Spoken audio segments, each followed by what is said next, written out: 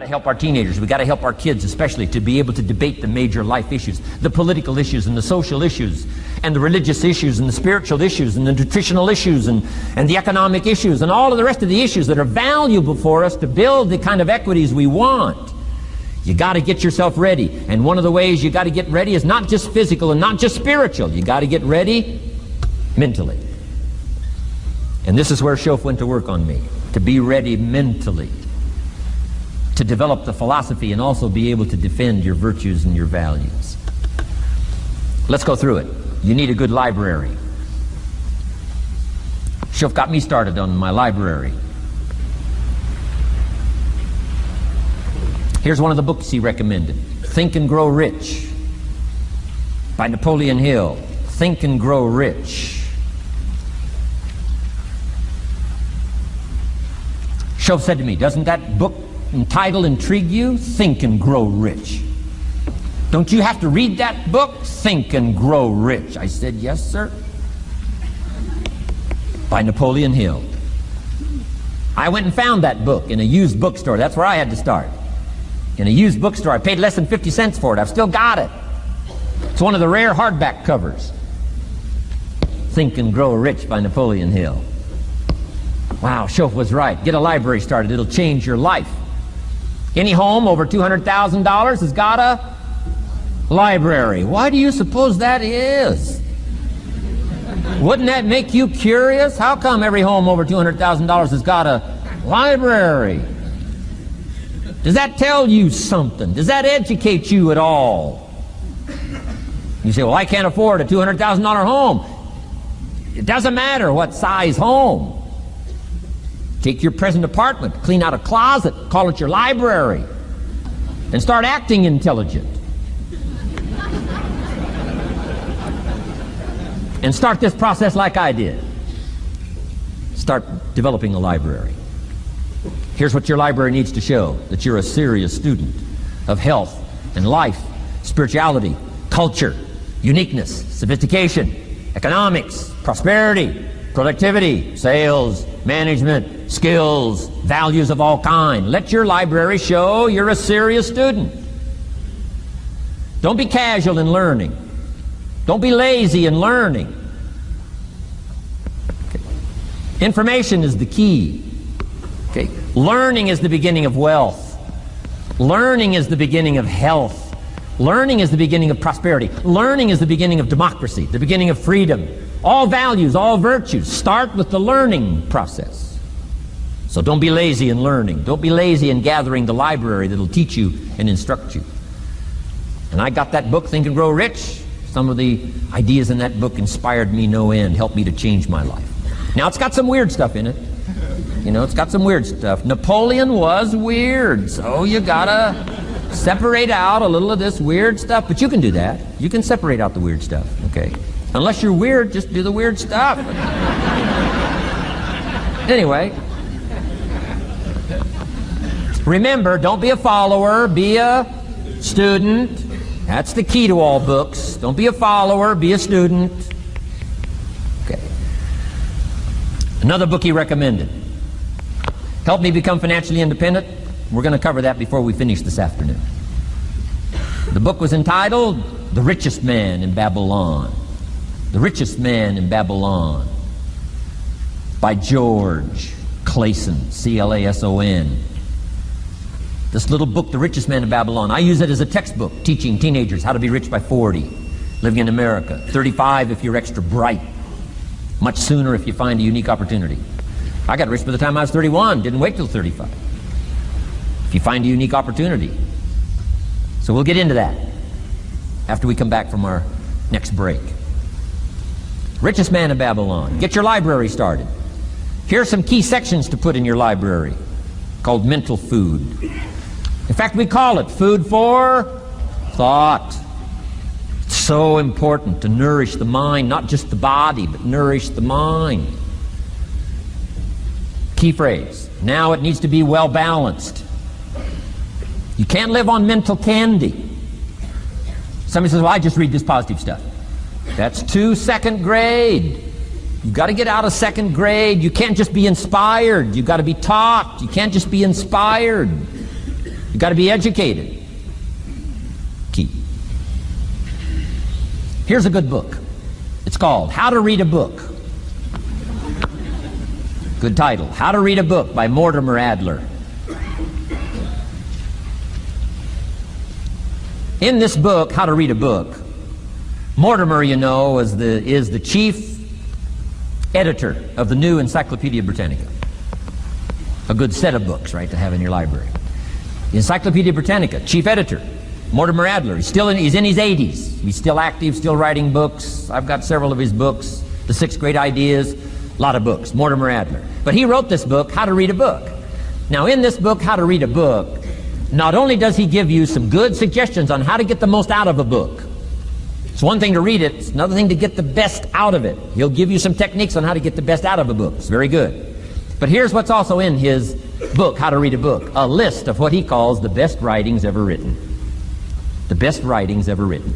I've used it as a centerpiece for my library. So I'm just asking you, take a look. If it suits you, fine. If it doesn't suit you, hey, keep looking till you find something to suit you. But well balanced. Let me give you some of that balance. Number one, history. We've all got to have a sense of history. American history, national history, international history, family history, political history. We all need a sense of history. Shortest history lesson. Opportunity mixed with difficulty. No matter how far back you go, 1,000 years ago, 2,000 years ago, 3,000, 4,000 years ago, I'm telling you, it all reads the same. Once you understand the thread that it isn't going to change, then what's going to change for my life? Answer, looks like I'm going to have to change. History helps us to understand how it is, what there is to work with, seed, soil, sunshine, rain, and what human beings have done with it in the past. And how many of them have, like I did by age 25, they have messed up. That's what history's for. Be a good student of history. Here's a good book, Lessons of History by Durant. Lessons of History by Durant. This little book is only 100 pages, but I'm telling you, it's so well written, you'll be intrigued, as I was. This little book, Lessons of History by Durant.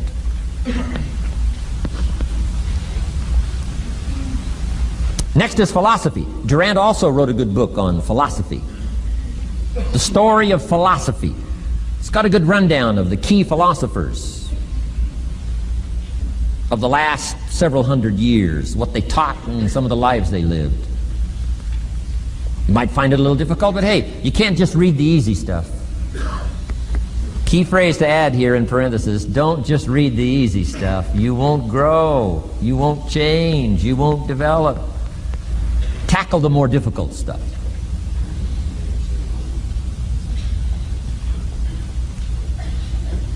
Next, novels. Novels are good. Sometimes an intriguing story keeps our attention so that the author can weave in the philosophy he or she is trying to get across.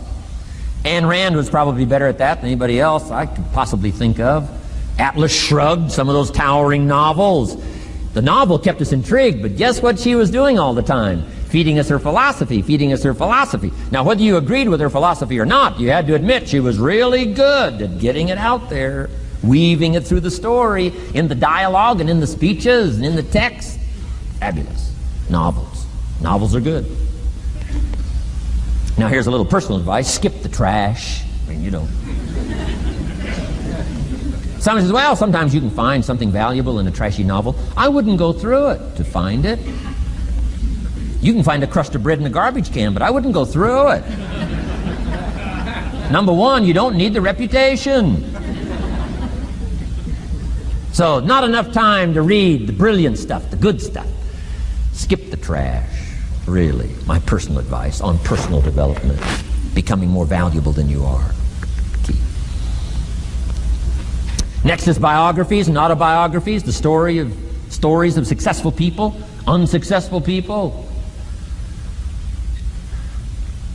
There's some dramatic stuff, right? Over the last 100 years it's been written, biographies and autobiographies. Here's one of the best, the Bible. The Bible is a unique book because it's got a list of human stories on one side of the ledger, another list of human stories on the other side of the ledger. One's called examples, and the other's called warnings. And here's what we've got to have on biographies and autobiographies, both warnings and examples. In the Bible, the examples. The Bible says, look at these people's lives, follow them. Follow their philosophy, follow their advice. Then we got the warnings, right? Don't do what these people did. They messed up their life and threw their life away. Vitally important, both sides of the scenario. Now, if your life story ever gets in one of those books, make sure they use it as an example, not a warning.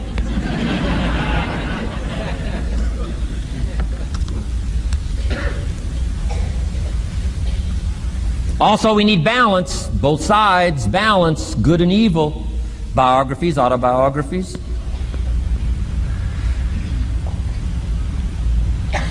You need a book on Gandhi. You need a book on Hitler. One to illustrate how high a human being can go, and the other one to illustrate what? How low and despicable a human being can become. We need both sides of the scenario. Next, accounting. Got to have a little, at least primary view of accounting. Kids have got to start learning the difference between a debit and a credit.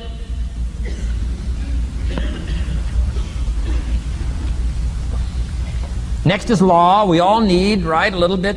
You don't have to be a lawyer, but you got to know contracts, what to sign, what not to sign, backups, good advice, how to be safe rather than sorry. All of us need a little law, not a lawyer, but a little law, especially these complicated days. Everything's in court these days. I learned this the hard way. Company wanted to borrow money a long time ago up in Canada. Company wanted to borrow some money. The bank said, well, yes, we will loan the company the money if Mr. Rohn will sign personally.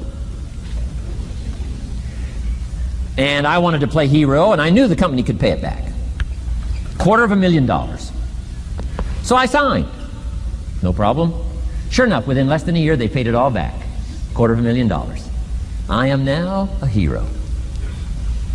Well, about a year later, this company gets in financial trouble. They go back to the bank and borrow this $250,000 again. I said, I hope my phone doesn't ring because I won't sign the note this time. Because I knew they were in trouble. I knew they were probably going to go bankrupt. My phone never rang. I'm off the hook. Sure enough, within less than a year, the company goes bankrupt. Can't pay. But I get this letter from the bank saying, Dear Mr. Rohn, since the company cannot perform its obligation and pay this $250,000, and since we have here your personal guarantee, would you please send us your check for $250,000? I said, hey, hold it. There must be some mistake here. I signed that first note, and they paid it all back. I wouldn't have signed the second note. I didn't sign the second note. Well, what I didn't know I had originally signed was a continuing guarantee. So now I know what the word continuing means.